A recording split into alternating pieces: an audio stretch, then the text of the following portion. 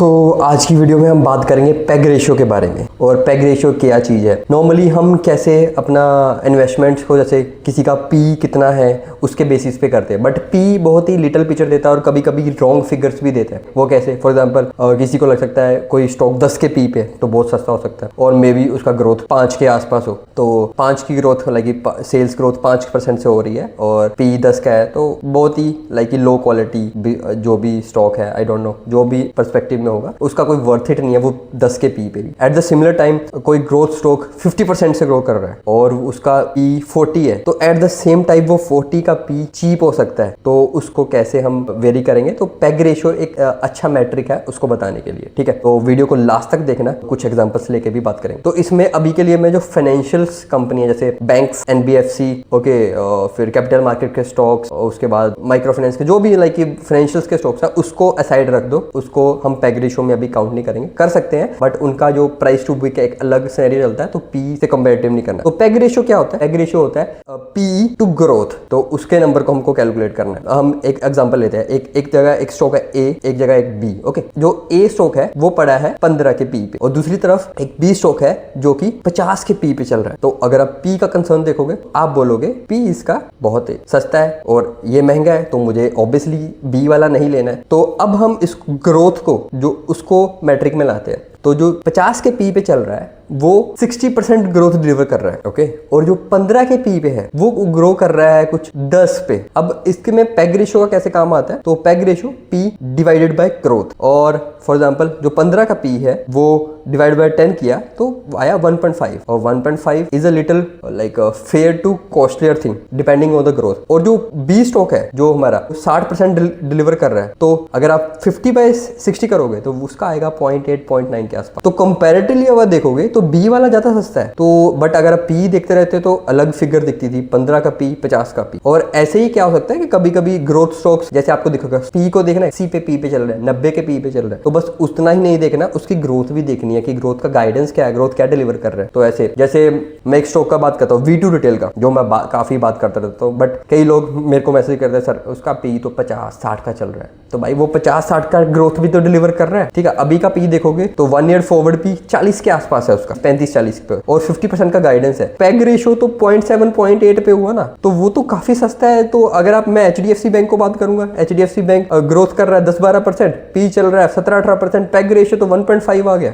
वैसे वो financial stock है, मैं जस्ट एक वो ले रहा हूँ। तो V2 तो उससे सस्ता है एज कम्पेयर टू ग्रोथ। देखोगे तो ग्रोथ का मैट्रिक कोई देखता नहीं है। तो ऐसे ही अगर आप देखोगे तो लाइक 1 के रेशियो को बोलते हैं कि काफी लाइक अट्रैक्टिव वैल्यूएशन है। 1.5-2 के आसपास पेग रेशियो जाता है तो उसको बोलते हैं फेयर टू एक लिटिल बिट हायर वैल्यू, और 2 के ऊपर 3 के ऊपर तो उसको बोलते हैं कि कॉस्टल वैल्यूएशन है। डिपेंडिंग अपॉन की वो एक फाइनेंशियल स्टॉक नहीं है, क्योंकि उसको प्राइस टू बुक के बेसिस पे देखते हैं। अगर पी वाला, तो पी भाई देख के स्टॉक को इग्नोर नहीं करना है, वो आपकी सबसे बड़ी भूल हो सकती है। अगर आप कोई भी जो भी स्टॉक ऑल टाइम हाई बना रहे, एक बार क्या करिए, एक एक्सरसाइज करना, जो भी स्टॉक ऑल टाइम हाई बना रहे हैं उनका पी देखना, और वो ऑल टाइम हाई जब शुरू करी थी जर्नी तब भी क्या सस्ता था क्या, वो देखना एक बार। अगर वो 100 का पी चल रहा है तो आप देखना 50 से 100 गया, वो डबल हो गया विद इन मंथ्स। तो 50 भी तो महंगा था, अगर आप 50 का कंसिडर ले रहे हो, 100 हो गया, मे बी वो उसमें ग्रोथ वैसी आ रही है। तो पेग रेशियो के बेसिस पे आपको एक मोटा मोटा अंदाजा लग सकता है। बट ये वैल्यूएशन एक्सरसाइज कब करनी है, पहले आपके पास ग्रोथ के नंबर्स कि ग्रोथ कितना है, उसके बाद